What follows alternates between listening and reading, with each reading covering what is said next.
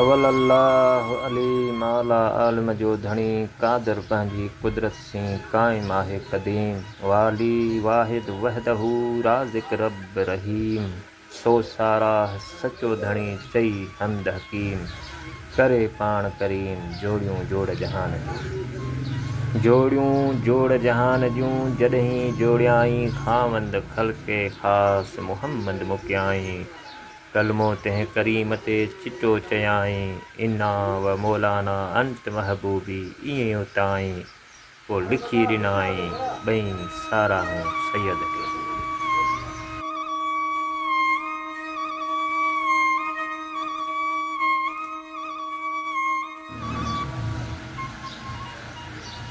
ख़ुदा ताला जी मार्फत इंसान लाइ बेहद ज़रूरी आहे, छाकाणि त मार्फत ई ज़ुल्मत जे पर्दनि खे चीरे इंसान खे रोशनी जी दुनिया में आणे थी।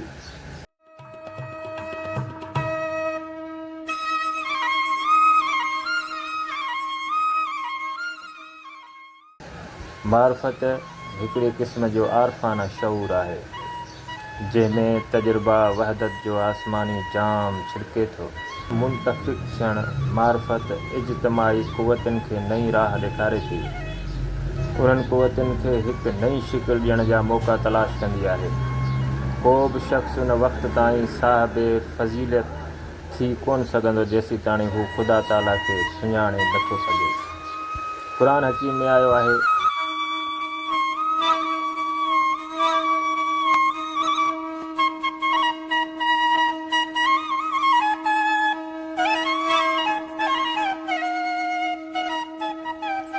तर्जुमो तव्हां उन्हनि माण्हुनि जहिड़ा न थिजो जिन ख़ुदा खे विसारे छॾियो आहे ऐं ख़ुदि पंहिंजो पाण खे विसारे वेठा आहिनि।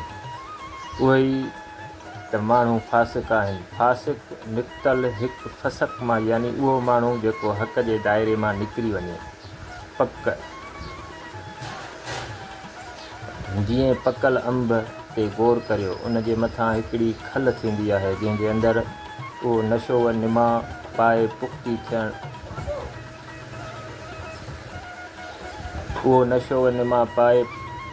पुख़्तगी ताईं पहुचे थो। उहा खल मेवे जो ग़ालिब आहे जंहिंजे अंदरि उन जी सलाहियतुनि जी तकमील थींदी आहे। अहिड़ी तरह ख़ुदा ताला जी मार्फत हिकु अहिड़ो ग़ालिब आहे जंहिंजे अंदरि रहण खां पोइ इंसान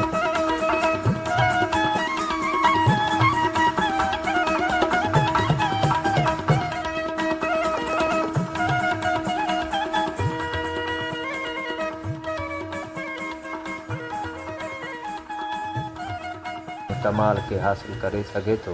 क़ुरान हकीम जे मथीं आयत जा ही लफ़्ज़ गौर चाहिनि था जिन ख़ुदा खे विसारे छॾियो आहे ऐं ख़ुदि पंहिंजो पाण खे विसारे वेठा आहिनि।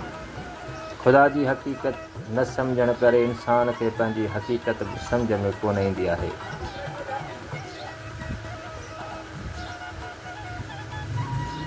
ज़ाहिर आहे त जेकॾहिं इंसान पाण खे कोन थो सुञाणे त पोइ हू कमाल ताईं पहुची कोन सघंदो। पंहिंजी हक़ीक़त खां गाफ़िल इंसान पंहिंजी ज़िंदगीअ लाइ को बि सही फ़ैसिलो करे कोन सघंदो।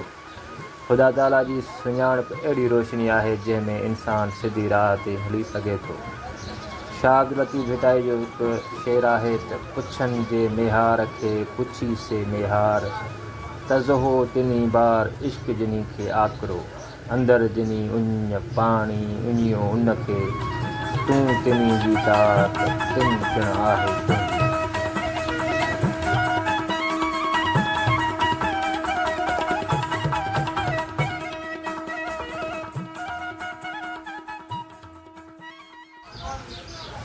क़ुरान हकीम हर लिहाज़ खां कामिल किताब आहे। उन पाक किताब में इल्म जूं उहे बुलंदियूं जूं बयान कयूं वयूं आहिनि जिन ताईं पहुचण लाइ साइंसी क़ुवत बेक़रार आहिनि। इंसान ज़ात जे भलाई लाइ उन वक़्त ताईं को बि निज़ाम ज़िंदगी हक़ीक़ी तौर कराई थो थी कोन सघंदो जेसीं ताईं इंसान काइनात जे निज़ाम खे न सम्झियो आहे।